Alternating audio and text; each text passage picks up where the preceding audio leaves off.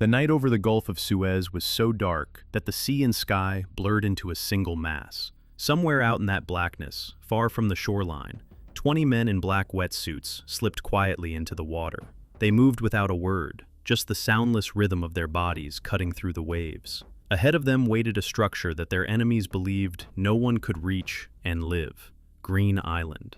To those who had studied it from afar, Green Island looked less like a modern base and more like a fortress dragged out of another century.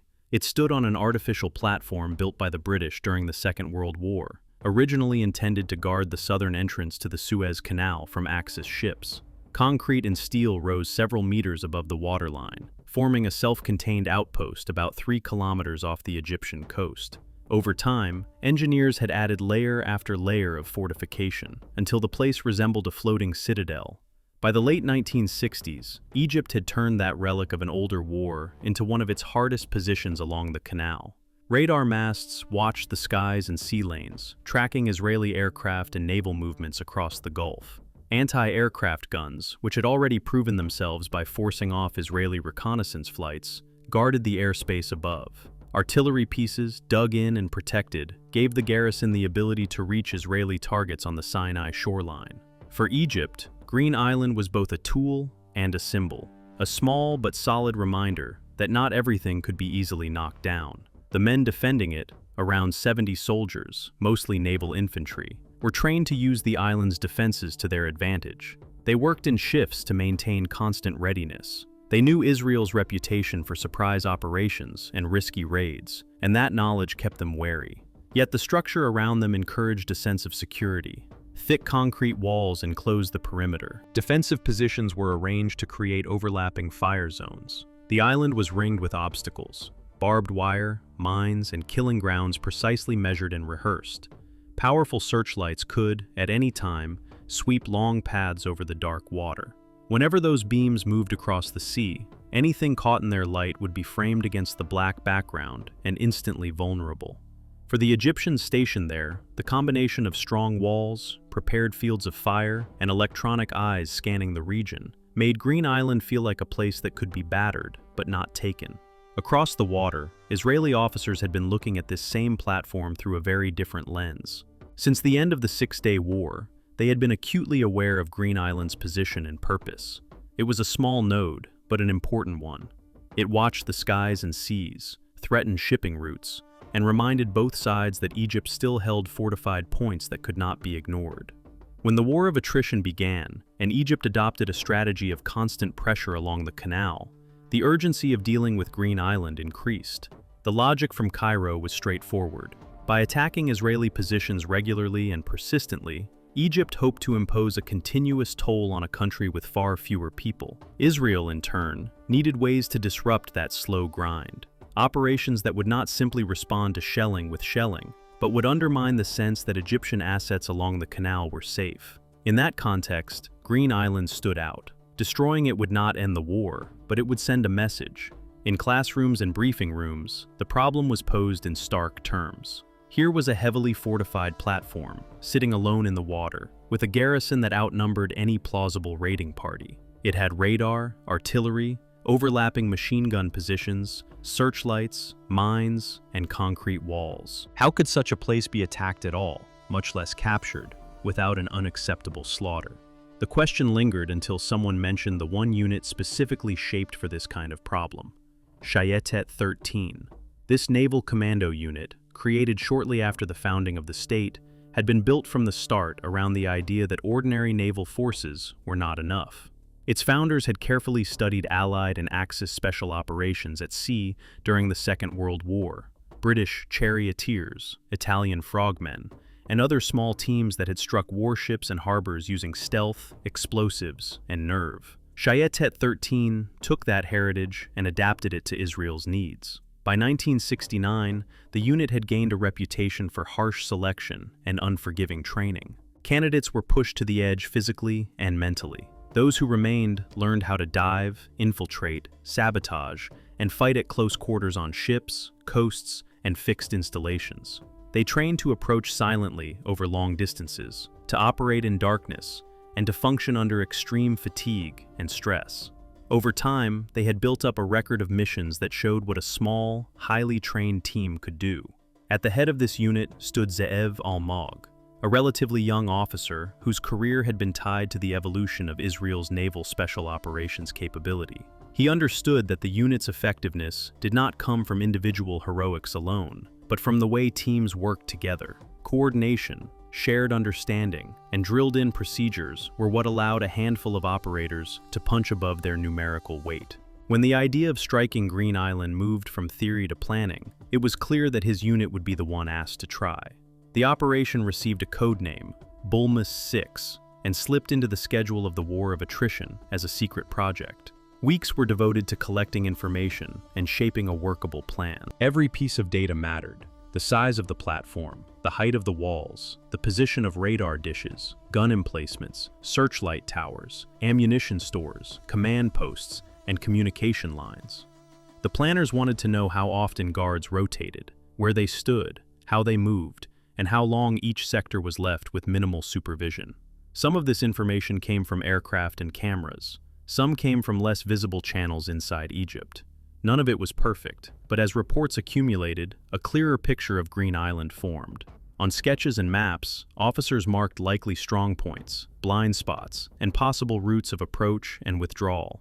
They listed which structures would have to be destroyed and which could be bypassed. All of it fed into a basic concept: arrive unseen, hit fast, break the island's main capabilities, and leave before the enemy could bring its full weight to bear. To do that, the commandos would ride out toward the island aboard larger naval vessels. At a distance that seemed safe from immediate detection, they would transfer into rubber boats and paddle the rest of the way. No engines meant less noise, and a smaller chance of alerting Egyptian ears and sensors. The attack would be timed to exploit the darkness, before the moon climbed high enough to brighten the surface of the Gulf. Within that limited window, they would have to close in, climb, fight, destroy, and withdraw. Because there was too much to do for a single group, the force was divided into specialized teams. One would create shock and confusion by hitting a particular sector of the island first, drawing defenders into a fight. Another would focus on the radar installations, using explosives to cripple the island's ability to see and report. A third would drive toward the command and control center, aiming to cut the nervous system that coordinated the defense. Other operators would be assigned to secure the perimeter, block counterattacks, and manage prisoners and wounded if it came to that. Even on paper, the risks were obvious. The defenders had numbers, prepared positions, and heavy weapons. The raiders would be tired from the approach and initially disoriented on unfamiliar ground. Surprise might give them a brief advantage, but once shots were fired, they would be inside a hardened fortress with limited cover and no easy escape route. Everyone involved understood that casualties were not just possible, but likely. The men of Shayetet 13 volunteered anyway. For them, the combination of danger, difficulty, and importance was exactly what they had been training for. The weeks before the operation were filled with rehearsals. At an Israeli base, engineers and instructors constructed a replica of Green Island, or as close to it as their information allowed.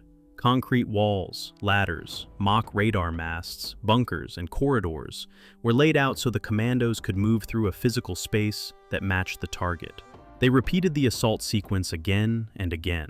Boats to shoreline, shoreline to wall, wall to deck, deck to objective. Timings were checked with stopwatches. Movements were adjusted so that teams would not cross each other's lines of fire. Demolition experts refined where to place charges for maximum effect, with minimum risk to nearby teammates. Communications were tested, then simplified, then tested again. Short, clear signals instead of long, complex exchanges that would be impossible to maintain in battle. Training sessions did not spare them physically. The operation would require paddling, swimming, climbing, sprinting, and fighting in quick succession, then doing much of that again in reverse order during the withdrawal. Instructors pushed the men through drills that combined long swims with immediate mock assaults, preparing them to keep functioning when their muscles burned and lungs demanded rest they would not get. As the date of the raid approached, intelligence updates kept tweaking the plan. Searchlight patterns were revised. Guard habits were adjusted in the mock-up to reflect new reports. Each small change forced the teams to adapt, reinforcing the idea that the real operation would not unfold exactly as drawn on a map.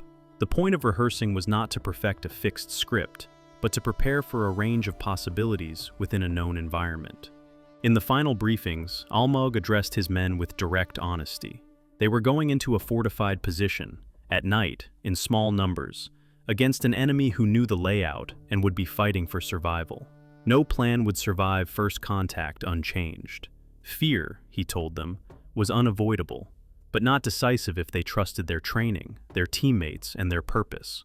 When the chosen night came and the naval vessels began to move out, the questions left were no longer theoretical. Somewhere ahead, beyond the reach of the deck lights, lay a concrete platform filled with armed men who believed they were safe. Somewhere behind, on the Sinai coast, lay home, safety, and the families who would not know where their sons and husbands were that night. The commandos of Shayetet 13 stepped into the dark water between those two worlds and began the long, silent approach toward Green Island. The sea closed over their heads as they slid away from the relative safety of the larger vessels. In the darkness, the rubber boats and the men inside them were almost invisible. Paddles dipped and rose in unison, pushing the craft steadily toward the unseen platform ahead. Apart from the faint sounds of water and breath, the Gulf was silent. What little the commandos could see came from the sky. A few stars cut through the haze, giving just enough reference to keep their sense of direction. The outline of Green Island emerged only gradually, a darker block against the not quite black horizon. As they drew nearer, points of artificial light appeared, a glow from inside the structures, movement of patrols, and, most dangerously, the sweeping arcs of searchlights probing the water. Those beams were the immediate threat. Each sweep traced out corridors of visibility that could expose any boat crossing them. The men in Shayetet 13 had studied the timing and angles of those lights in their rehearsals, memorizing patterns that were likely to recur. Now, on the real approach, they made small course adjustments, using those brief windows of darkness between sweeps to advance. The margin for error was brutally small. A misjudged movement could mean the difference between a silent landing and a firefight in the water. Eventually, the boats reached the point where it was no longer wise to remain together and afloat. The plan called for the men to enter the water and complete the approach by swimming, fragmented into smaller groups that could reach different parts of the platform. Quietly, they slipped over the sides. Cold surrounded them, but there was no time to dwell on discomfort. Each team leader oriented on the looming shape of the island and began the last leg of the approach. The climb itself had been practiced again and again on the mock-up, but the real wall felt harsher. The concrete was wet and slick with marine growth. Hands and feet searched for holds, while teammates steadied the ladders, keeping them as stable as possible against the vertical face. One after another, dark figures pulled themselves up and over the edge, spreading out just inside the perimeter. For a few breaths, everything held. No shouting, no gunfire, only the sound of boots on concrete and the muted clink of equipment. The team started moving toward their initial positions, breaking into the roles they had rehearsed so many times. Then a single human factor broke the stillness. Somewhere on the platform, an Egyptian soldier noticed something. Movement, a shadow, a sound that did not fit. His warning cry cut through the night, followed almost immediately by the harsh burst of gunfire. The shift from stealth to open combat was instant. The assault teams reacted not by freezing, but by moving faster. The group assigned to create maximum confusion at the perimeter pushed aggressively into contact, firing at muzzle flashes and known positions. Their job was to draw and fix as many defenders as possible, giving the other teams the space they needed to reach their objectives. For the commandos, the battlefield was a tangle of partial impressions. Light came in short, violent bursts from gunfire, grenades, and flares. Each flash revealed fragments of the scene, walls, bodies, weapons, only for darkness to swallow them again. Sound became the primary sense, shots cracking past, shouted orders in different languages, the dull thump of explosions against concrete, and the sharp ring of metal fragments. In this chaos, the team heading for the radar installations fought to maintain direction. They navigated by memory and instinct, moving between structures and low walls toward the cluster of equipment they had studied in photographs. The building housing the radar systems came into view at close range, more a dark mass than a clear shape. Under covering fire from their teammates, the demolition specialists closed in. Charges were placed quickly, guided by prior planning. The commandos had already determined which components needed to be destroyed to blind the installation effectively. While they worked, others took up positions to repel defenders, converging on the noise and flashes. When the explosives detonated, the result was both physical and symbolic. Radar dishes and electronics shattered, and the brief, searing light of the explosion painted the entire platform in stark contrast. Elsewhere, the team tasked with the command and control area was fighting its own battle. Their route forced them across stretches of open ground, exposed to defending fire. Bullets struck sparks from concrete near their feet and shoulders. 2 of the commandos went down during this advance, wounded badly enough that they could no longer continue forward. The rest pushed on, hauling themselves to cover by sheer will and momentum. Reaching the command building, they found doors and windows defended by desperate soldiers, who understood that if this point fell, their ability to coordinate the fight would collapse. The assault turned into brutal, close-quarters combat. Hallways narrowed the space so that everything happened at arm's reach. The distinction between offense and defense blurred. Each corner could hide a threat. Each doorway might conceal a last attempt to turn back the attackers. Inside and outside the structures, small groups of men made life-and-death decisions faster than conscious thought. Training guided their movements: how to clear a room, how to stack in a doorway, how to react when a teammate fell. The plan that had looked neat on paper dissolved into a set of overlapping improvisations, tied together only by the shared goals burned into the mind of every operator before the mission began. Across the platform, Ziev Almog moved under fire, trying to keep track of the shifting situation. He checked on key teams, redirected individuals, and adjusted priorities as new information reached him. At one point, a shot caught his leg, tearing into muscle and threatening to slow him down permanently. Field dressings and pain tolerance kept him moving. As long as he could still direct and communicate, he refused to withdraw from the fight he had helped shape. Gradually, the weight of the assault began to tell. Position by position, the defenders were forced back, pinned down, or overrun. The radar systems, once the eyes of the island, were now ruins. Artillery and heavy weapons that had dominated approaches to the island were either destroyed, disabled, or under the control of the raiders. The command post, after its brutal internal battle, was taken. Resistance did not vanish all at once, but what remained was increasingly fragmented. Some Egyptian soldiers continued to fight from isolated strongpoints, using every corner and piece of cover they could find. Others, wounded or cut off, could no longer shape the battle. A number of survivors, realizing the situation was hopeless, surrendered when the commandos reached them. For the raiders, each surrender was a double-edged reality. One less gun pointed at them, but one more body to control and move during withdrawal. When it became clear that organized resistance had collapsed, the focus shifted from assault to consolidation. The commandos began to take quick stock of the situation. The scene around them was an ugly mix of broken concrete, shattered equipment, bodies, smoke, and fire. Green Island, so recently presented as a symbol of secure strength, now looked like a fort that had been stormed and taken in a single, violent night. The cost of that achievement was visible on both sides. The Israeli force, small to begin with, had paid dearly. 6 of the 20 commandos were dead. Their bodies lay at different points on the platform, near ladders, beside gun positions, in corridors darkened by smoke. Among them was the officer who had led the Northern Assault Team, a figure whose forward leadership had carried his men through some of the fiercest moments of the fight. 9 others were wounded, some with injuries that would heal, others with damage that would mark them for life. Medics and teammates moved from casualty to casualty, using the supplies they had carried in. They stopped bleeding, stabilized limbs, and tried to keep shock at bay. There was no time for long treatment. The goal was to make sure the wounded were able to survive the movement off the island and into proper care later. The Egyptian garrison had suffered heavier absolute losses. Many of the original defenders were dead. Those who lived and could no longer resist were rounded up, searched, and secured as prisoners. For the commandos, these prisoners were both a responsibility and a potential source of intelligence. Yet each additional man under guard added to the logistical burden of the withdrawal.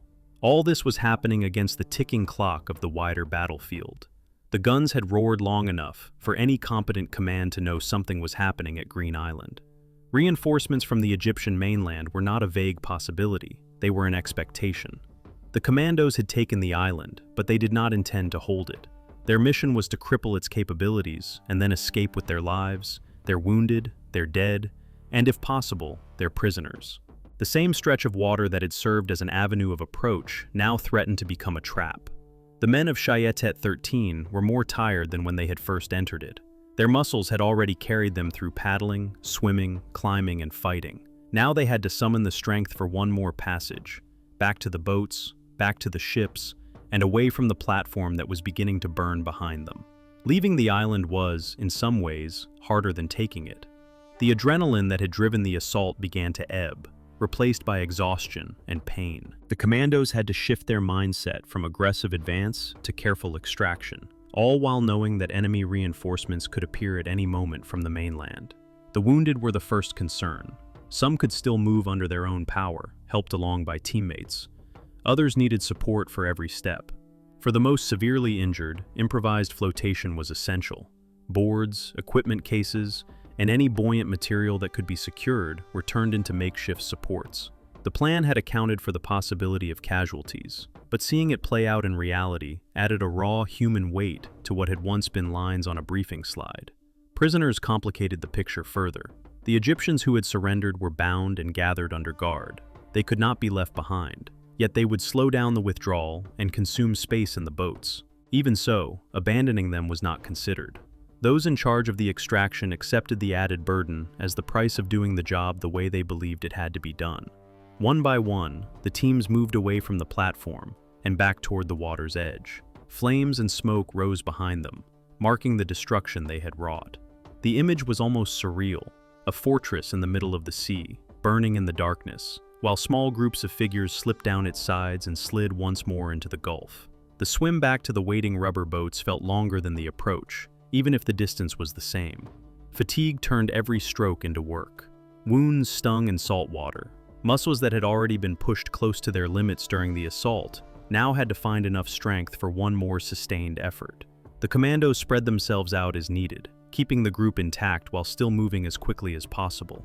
In the middle of this labor, the broader battle continued to evolve beyond their immediate vision. On the Egyptian coast, commands were being given, units alerted, vessels dispatched. Boats began moving in the direction of Green Island, where the glow of fire and the echo of explosions left little doubt that something serious had happened. The question was whether they would arrive in time to intercept the withdrawing raiders. Reaching the rubber boats, the commandos hauled themselves and their comrades aboard. Wounded men were passed up carefully, sometimes by sheer strength, with others pulling from above. Prisoners were loaded under guard. Equipment that could still be carried was taken with them. Anything that could not be moved without endangering the wounded or slowing the force too much was abandoned to the sea. Once everyone was aboard and accounted for, the paddles went back into the water. The small craft began the journey away from Green Island, moving toward the larger Israeli vessels that had remained at a more distant position. Behind them, the burning platform shrank gradually, though its light still marked the site of the battle.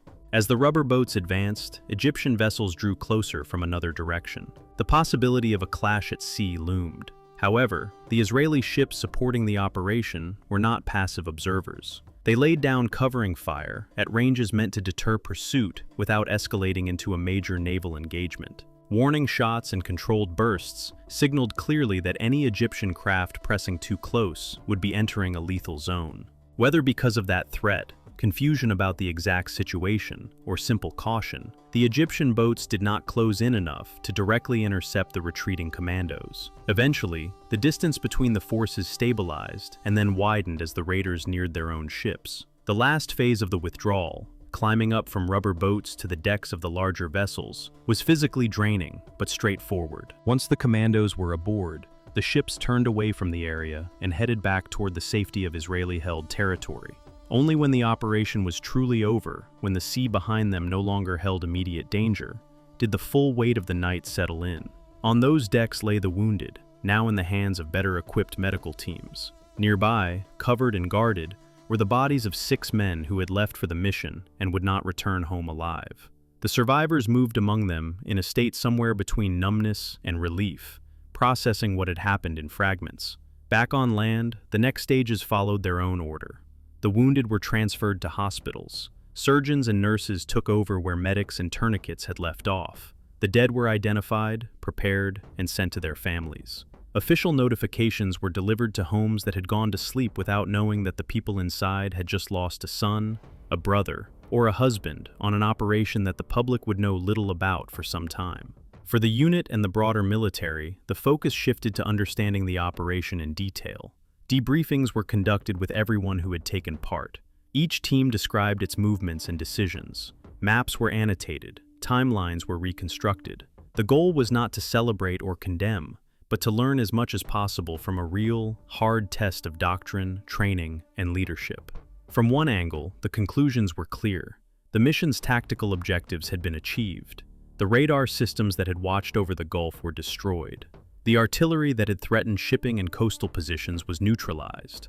The garrison had been broken as a fighting force. On the level of pure military goals, Green Island had been effectively removed from the equation in the way planners had hoped. From another angle, the price was plain. Out of 20 elite commandos, 6 dead and 9 wounded amounted to a casualty rate that would be considered extreme in most contexts. Even for a special operation, where risks are inherently higher, the numbers forced hard reflection. There was no way to speak honestly about success without acknowledging the human cost at its center. In Egypt, news of the raid spread quickly through the military and political leadership. The loss of the island was a shock. An installation widely described as impregnable had been stormed by a small force, its defenders outnumbering the attackers but still overrun. The destruction of the radar and artillery capabilities on Green Island reduced Egypt's ability to monitor and threaten Israeli forces in that segment of the theater. More than the tactical damage, however, the psychological blow resonated. Green Island had symbolized a kind of stubborn resilience, a fortified node that stood, visibly and confidently, within sight of the shipping lanes and coastlines contested during the wider war.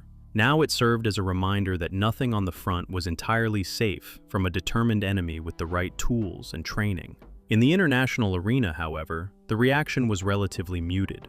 The operation was aimed at a military target in the context of an ongoing, acknowledged conflict. It did not carry the same immediate political shock that operations involving civilian casualties or strikes deep in nominally peaceful territories often generated. Officially, Egypt condemned the raid as aggression. Israel declined to provide detailed public confirmation, allowing the results to speak for themselves. The war of attrition ground on. Artillery duels, raids, and skirmishes continued along the canal. Green Island was, in that sense, one episode among many, part of a chain of actions and reactions stretching over years. Yet within the militaries of both countries, the assault took on a significance that went beyond the immediate battlefield. It became a reference point in discussions of what was possible, what was acceptable, and what price might be worth paying for specific strategic gains. For Shayetet 13, the aftermath was a mixture of pride, grief, and resolve. The unit had demonstrated its capabilities under extremely demanding conditions. Its training had been validated in the harshest way. At the same time, it had lost men who could not be replaced in any simple sense, no matter how many new recruits passed selection. Their absence left a permanent mark on the unit's memory. Ze'ev al-Mogh, who had been wounded during the assault but continued to lead until the end of the operation, recovered and remained in service.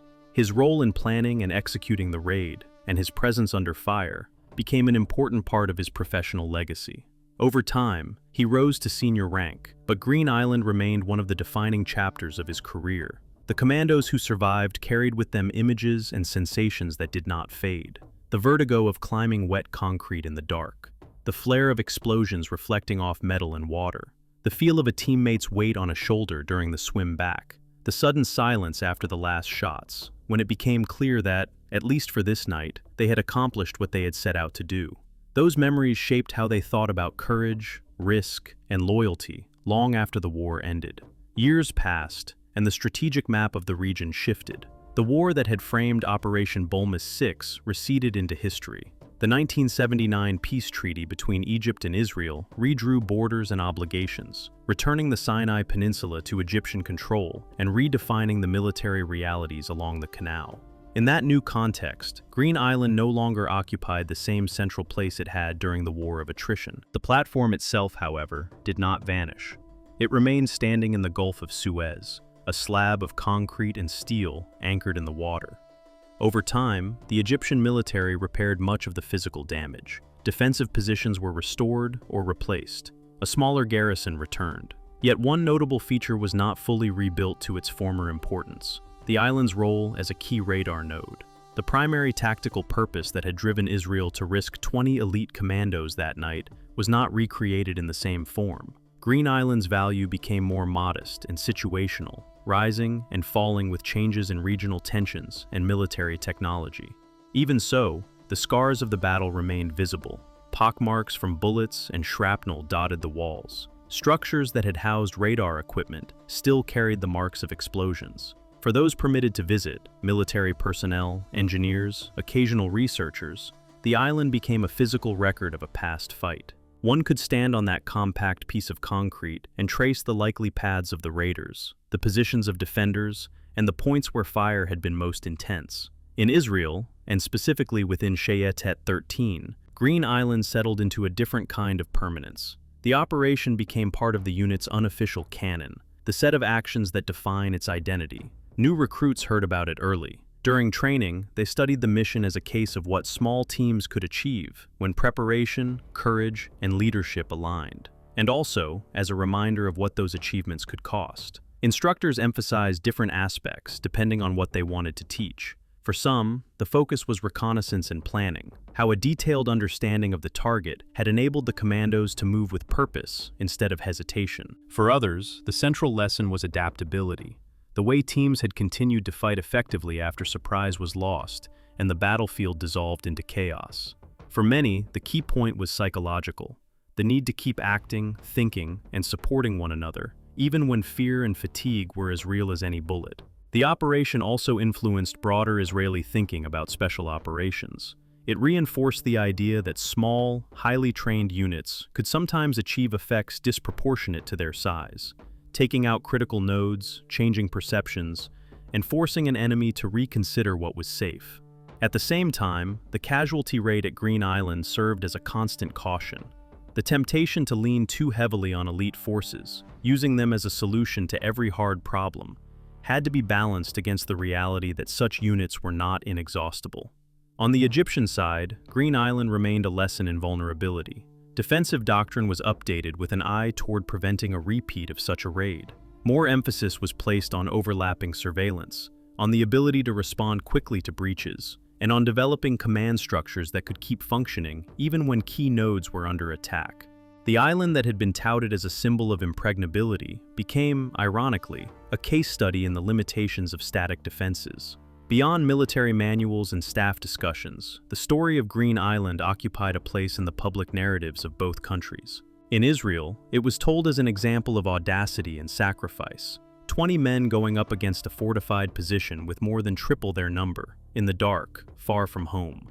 The 6 who died were woven into the wider tapestry of national remembrance, their names added to lists that stretch across multiple wars and generations. In Egypt, the memory of the raid blended into the larger story of struggle along the canal, of losses, endurance, and eventual political shifts that transformed direct confrontation into a colder, more distant kind of rivalry. For some, Green Island represented a painful reminder of a specific defeat. For others, it was one chapter among many in a long and complicated conflict, where neither side emerged without scars. As decades went by, the men who had fought that night aged. Some spoke about their experiences in interviews, books, or private conversations. Others stayed mostly silent, sharing details only with family or fellow veterans. At reunions, those who had been on the operation could recognize in each other something that few outsiders fully understood: the mix of pride, grief, and lingering questions that attaches itself to any mission of that intensity. For the families of the fallen, the passage of time did not erase the loss. What changed was the context. The war that had once felt urgent and immediate became history, taught in schools and summarized in documentaries. Agreements and diplomatic arrangements reshaped the region.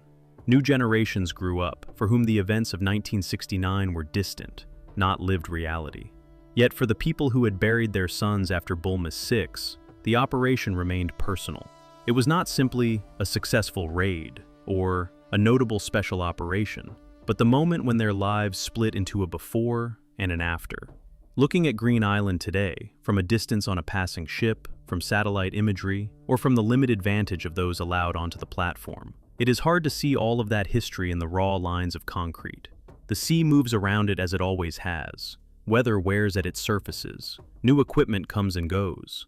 To an uninformed observer, it might look like just another aging military installation. Yet for those who know the story, the island stands as more than just infrastructure. It is a symbol of what small groups of people can do when they are prepared to face extreme odds, of the way fortifications can both protect and lull their occupants into a false sense of security, of how a single night's action can echo through military doctrine, national memory, and personal lives for decades.